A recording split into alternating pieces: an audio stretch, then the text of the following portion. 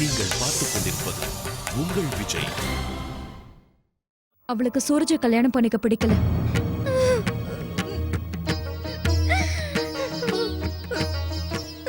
அவளுக்கு விருப்பம் இல்லம்மா. லக்ஷ்மி சூரஜோட சந்தோஷமா இருக்க முடியாதுன்னு நினைக்கிறேன்.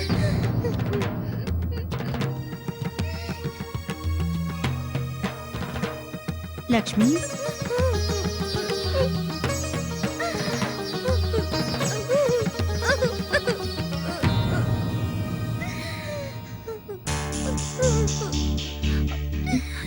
ஏம்மா அந்த பையனை உனக்கு பிடிக்கல? அவன்கிட்ட என்னமா கெட்ட விஷயம் இருக்கு? ஆமாமா, நல்ல பையன், நல்ல குடும்பத்தை சேர்ந்தவன், பிசினஸ் தனியாளா நடத்துறா, நல்ல குணமுள்ள பையமா. உனக்கு ஏமா அவனை பிடிக்கல? அவர்கிட்ட எந்த குறையும் இல்லம்மா. ஆனா என்னால அவரை கல்யாணம் பண்ணிக்க முடியாது. உங்க பார்வையில அவர்கிட்ட எந்த குறையும் இல்லம்மா. ஆனா அவரை என்னால வேண்டாம்மா. என்ன வேணாம்? போனா போகுதுன்னு அவரை பாத்துட்டு வான்னு ஒன்னு அனுப்புனதுக்கு பாத்துட்டு வந்து இங்க அவரை பத்தியே குறை சொல்லிக்கிட்டு இருக்கியே. இப்ப வந்து கல்யாணம் பண்ணிக்க மாட்டேன்னா எப்படி? உன் மனசுல நீ என்னதான் நினைச்சுக்கிட்டு இருக்க? அவர் கூட நான் சந்தோஷமா இருப்பேன்னா இல்லையான்னு கூட என்னால புரிஞ்சுக்க முடியாதா? அவர் ரொம்ப வித்தியாசமா இருக்காரு. அவர் எண்ணங்கள் எல்லாமே வித்தியாசமா இருக்குமா. அவரோட குணமும் வித்தியாசமா இருக்கு. என்ன குணம் லக்ஷ்மி? அக்கா, அவரோட இன்ட்ரெஸ்ட் கூட வித்தியாசமா இருக்கு. அவருக்கு பிசினஸ் மட்டும் தான் முக்கியமா தெரியுது. அவருக்கு சினிமா பாக்குறது, ஊர் சுத்துறது, பாட்டு கேக்குறது எதுவுமே பிடிக்காதா. எப்பவுமே பிசினஸ் பிசினஸ் பிசினஸ் மட்டும்தான். இந்த மாதிரி பையன் எனக்கு போர் அடிக்கிற மாதிரி இருப்பான்.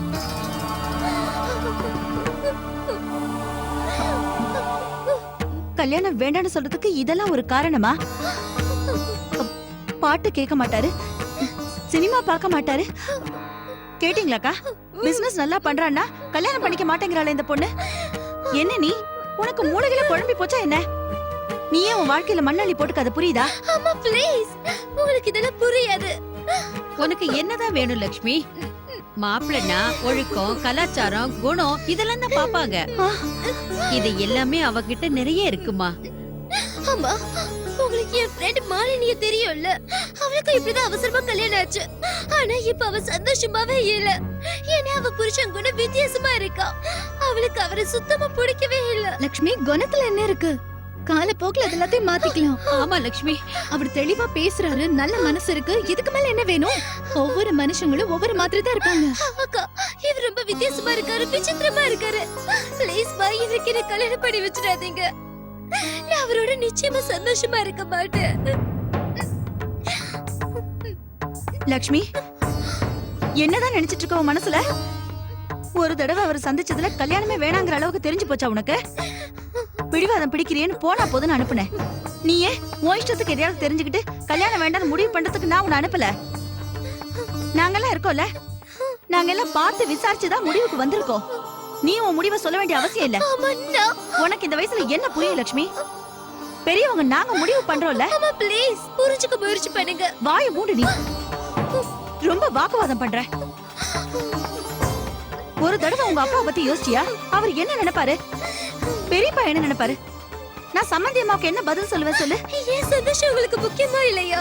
நாங்க பண்றது எல்லாமே உன்னோட சந்தோஷத்துக்காக தான் பண்றோம். நாங்க எல்லாரும் உனக்கு விரோதியா என்ன? அம்மா, இப்ப இப்படியே விட்டுடுங்கம்மா. நம்ம எல்லாரும் இத பத்தி அப்புறமா பேசிக்கலாம். லக்ஷ்மி என்ன சொல்லணுமோ அதை சொல்லிட்டா. நம்ம இனிமே இத பத்தி நிதானமா உட்கார்ந்து யோசிப்போம்.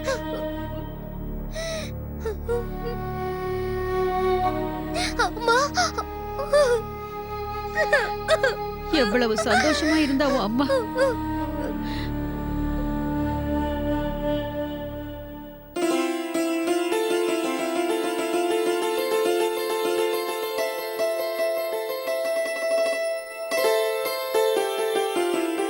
ராதிகா, இன்னும் இத பிரிச்சு பாக்கலையாமா? அவங்க என்ன அனுப்பியிருக்காங்க? இல்லம்மா, டைமே கிடைக்கல. முதல்ல வேலையெல்லாம் முடிச்சிட்டு அதுக்கப்புறமா பாக்கலான்னு இருந்தேன். என்ன பண்றது, வேலை முடியவே மாட்டேங்குதே.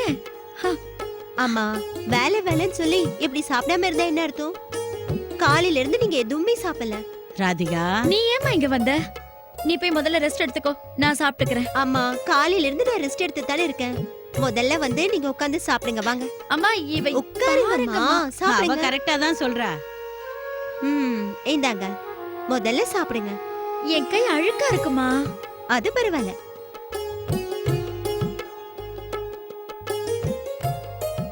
காலையில இருந்து வேலை செஞ்சுட்டு இருக்கீங்க, சாப்பிடலன்னா ஒத்துக்க மாட்டேன்.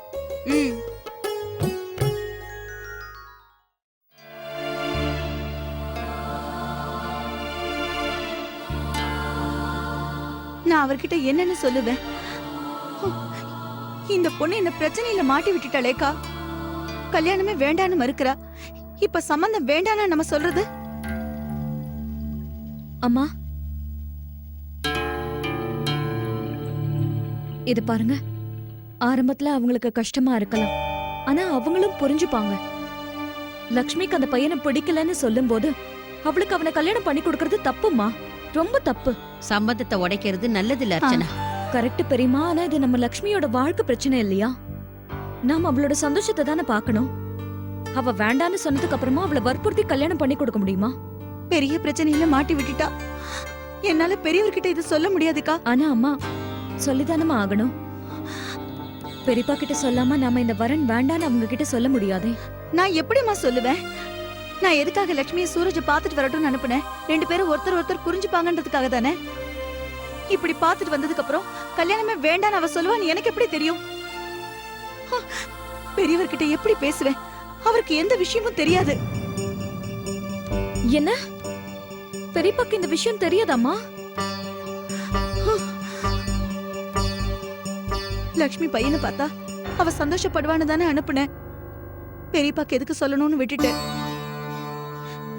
நான் லக்ஷ்மியோட பிடிவாதத்தினாலதான் அப்படி பண்ணேன்.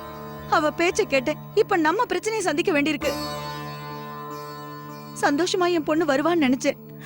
பையனை போய் சந்திப்பா, அவனை புரிஞ்சுப்பான்னு நான் நினைச்சேன். கடவுளே, இப்ப நான் என்ன பண்ணுவேன்? நீ அவசரப்பட்டு அவளை அனுப்பி இருக்க கூடாது சாந்தி. நீ அவளை அனுப்புனதுதான் தப்பா போயிடுச்சு. லக்ஷ்மி பிடிக்கலன்னு சொல்றதுக்கு முன்னால பெரியவர்கிட்ட போய் லக்ஷ்மி அந்த பையனை பார்க்க போயிருக்கான்னு சொல்லி இருக்கணும். நீ அத சொன்ன உடனே அவருக்கு உன் மேலதான் கோபம் வரும். அதுக்கப்புறமா நீ அந்த பையனை கல்யாணம் பண்ணிக்க லக்ஷ்மிக்கு விருப்பம் இல்லைன்னு சொன்ன அது அவருக்கு ரொம்ப அதிர்ச்சியா இருக்கும். அவரால இதை தாங்கிக்கவே முடியாது. உங்க அத்தை போனதுல இருந்து அவருக்கு உடம்பு வேற சரியில்லை. இதுல ஒரு பக்கம் நந்தினி நிலைமை வேற மோசமா இருக்கு. அவர் ஏற்கனவே வேதனையோட இருக்காரு. இப்ப இதுல இந்த பிரச்சனை வேற. சொல்லிடவா இல்ல இல்ல பெரியப்பா கிட்ட சொல்லாமலே விட்டுறவா? இது பாருங்கம்மா, பெரியப்பா கிட்ட சொல்லிதானமா ஆகணும். ஆனா எப்படி? இது பாருங்கம்மா, டைம் எடுத்துக்கிட்டு அவர்கிட்ட பேசுங்கம்மா. இப்ப நம்ம சம்பந்தத்துக்கு சரின்னு மட்டும்தானே சொல்லிருக்கோம். அதுக்கு மேல எதுவும் பேசல இல்ல. கொஞ்சம் அமைதியா யோசிச்சு பாருங்க.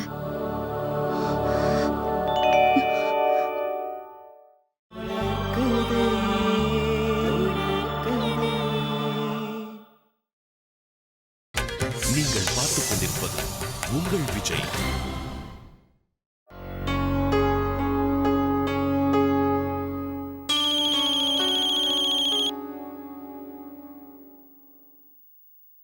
ஹலோ அர்ச்சனா, அம்மா கிட்ட பேசுனியா?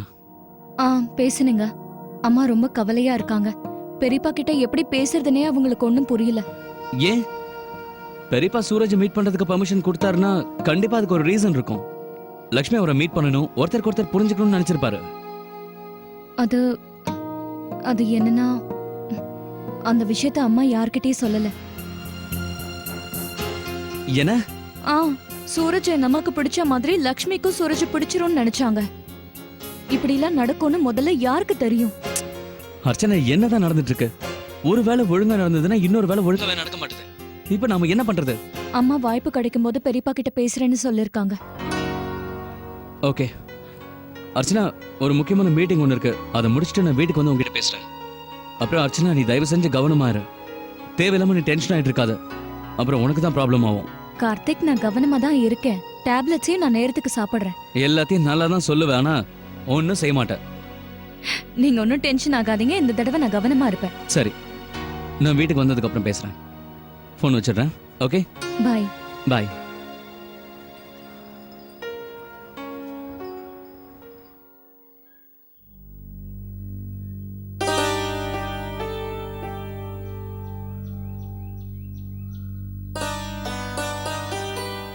உங்க எல்லாருக்கும் வாழ்த்துக்கள்.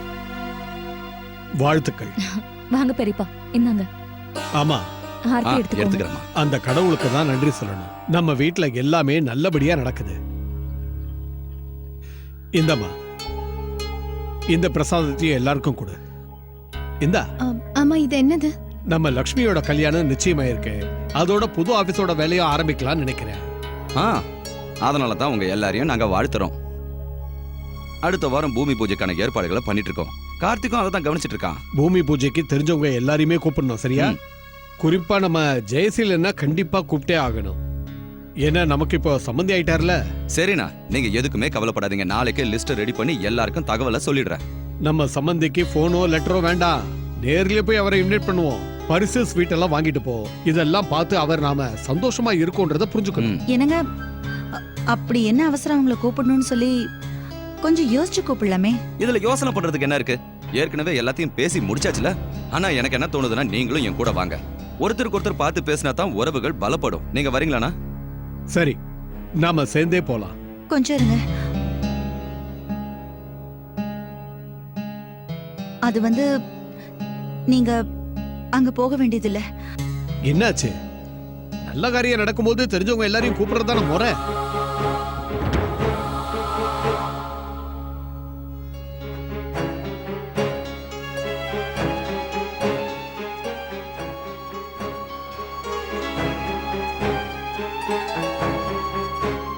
ஏன் எல்லாரும் ஒரு மாதிரியா இருக்கீங்க?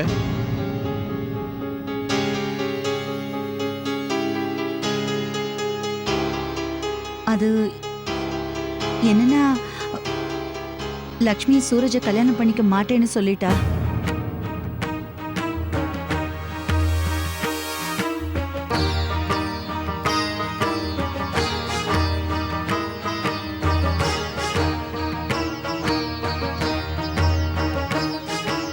ஏன், என்னாச்சு? நம்ம லக்ஷ்மியும் சூரஜும் ஒருத்தர் ஒருத்தர் பார்த்து பேசிக்கிட்டாங்க.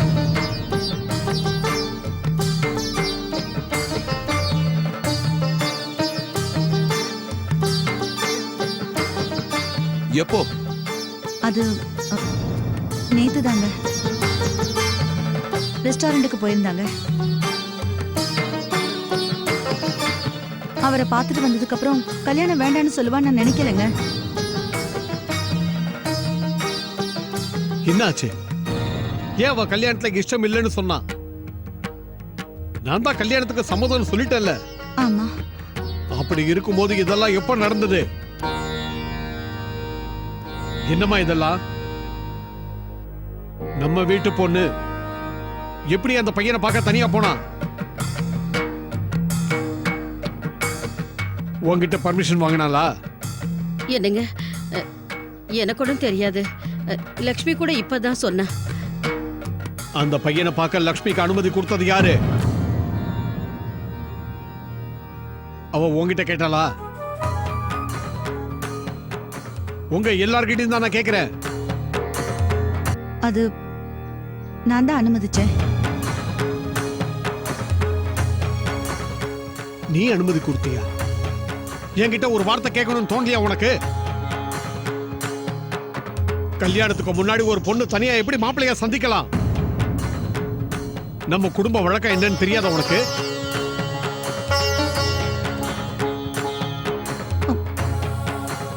அது வந்து லக்ஷ்மி என்கிட்ட அடம் பிடிச்சா. ரொம்ப அழுதுகிட்டே சாப்பிடாம இருந்தா. அதனாலதான்.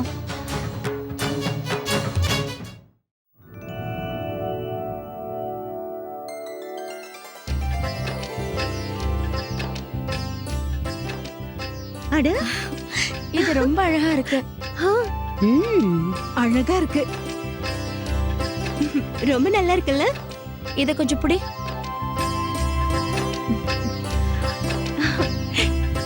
இந்த பாத்திரம் எல்லாமே வெளியில செஞ்சது. என் மருமக அவங்க பிள்ளைக்கு நல்ல இடத்துல வரன் பார்த்து சொல்லிருக்கால. அதனாலதான் அவங்க சந்தோஷத்தை இந்த வகையில தெரிவிச்சிருக்காங்க. ரொம்ப அழகா இருக்கு. அக்கா, ஜெயந்தி அக்கா வீட்ல இருந்து அழைப்பு வந்திருக்கு. அவங்க பேரனுக்கு காது குத்து வச்சிருக்காங்களாம். ஐயோ ஆமால, காது குத்து விழா இன்னைக்குதான்ல. ஆனா நாம இன்னும் சமையல் வேலை எதுவும் முடிக்கல. அப்புறம் மொத்த வீட்டையும் சுத்தம் பண்ணணும். இப்ப நாம போனா எந்த வேலையும் நடக்காது. இங்க பாருங்கம்மா, முதல்ல நீங்க எல்லாம் அங்க போங்க. வந்ததுக்கு அப்புறம் எல்லா வேலையும் பாத்துக்கலாம். ஆ, சரி. பாட்டி நானும் போயிட்டு வரவா? ஆ, பக்கத்து வீட்ல தானே. போமா, சீக்கிரம் போய் ரெடி ஆயிட்டு வா. கொஞ்ச நேரத்திலே நீங்க வந்துடலாம். சரி.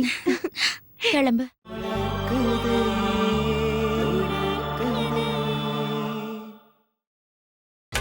நீங்கள் பார்த்துக் கொண்டிருப்பது உங்கள் விஜய். எல்லாத்தையும் உங்க இஷ்டப்படி நீங்களே செஞ்சிட்டீங்கல்ல, இதுக்கப்புறம் என்கிட்ட இந்த விஷயத்த சொல்றதுல என்ன பிரயோஜனம்? ஒரு விஷயத்த நான் நல்லா புரிஞ்சுக்கிட்டேன். இந்த வீட்ல என் முடிவை யாருமே மதிக்கிறது இல்ல. அவங்கவங்க முடிவை அவங்கவங்க இஷ்டப்படி எடுத்துக்கிறீங்கல்ல.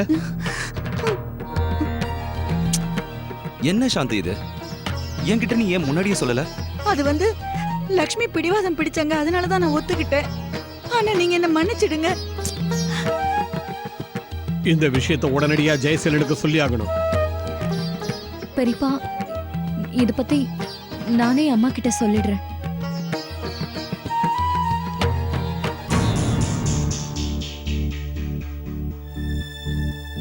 பாத்தியா, அவர் மனசு எவ்வளவு வருத்தப்பட்டு போறாரு. எதுக்காக இப்படி எல்லாம் பண்ணீங்க? நிலைமைக்கு ஏத்த மாதிரி தான் நம்ம எல்லாரையும் நம்ம மாத்திக்கணும். என்னாச்சுப்பா?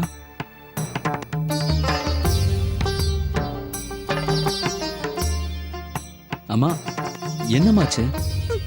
என்ன ஏன் கேக்குற? இன்னைக்கு உங்க 2 பேர்னால என் பொண்ணோட கல்யாணம் நிச்சயம் பண்ணி நடக்காம போகுது. உங்க பேச்ச கேட்டு நடந்தது என்னோட தப்பு. அம்மா, சாந்தி, அம்மா இருங்கம்மா. சுகன்யா, நாம போய் மத்த வேலையெல்லாம் முடிக்கலாம். ஆமாக்கா, நிறைய வேலை இருக்கு. நான் சமையல் வேலையை பாத்துக்கிறேன், நீங்க மத்த வேலையை பாருங்க. நில்லுங்க நில்லுங்க நில்லுங்க, அங்கே நில்லுங்க, அங்கே நில்லுங்க. என்னாச்சு? இப்பதான் தர மொத்தமும் தொடச்சிருக்கு, ஃபுல்லா ஈரமா இருக்கு. செருப்பு போட்டு உள்ள வந்தீங்கன்னா மறுபடியும் அழுக்காயிடும்ல. ஆமாமா. அதுக்கப்புறம் நீங்க தான் திட்டு வாங்கணும். நாங்க திட்டு வாங்கணுமா? ஆமா, இதெல்லாம் சுத்தம் பண்ணது யாரு? ஏமா, நீங்க இல்லாம எந்த வேலையும் நடக்காதா என்ன? நீங்க சுத்தம் பண்ணீங்களா? இல்ல இல்ல, அதுவா என் வேலையை இவங்க ஏன் செய்யணும்?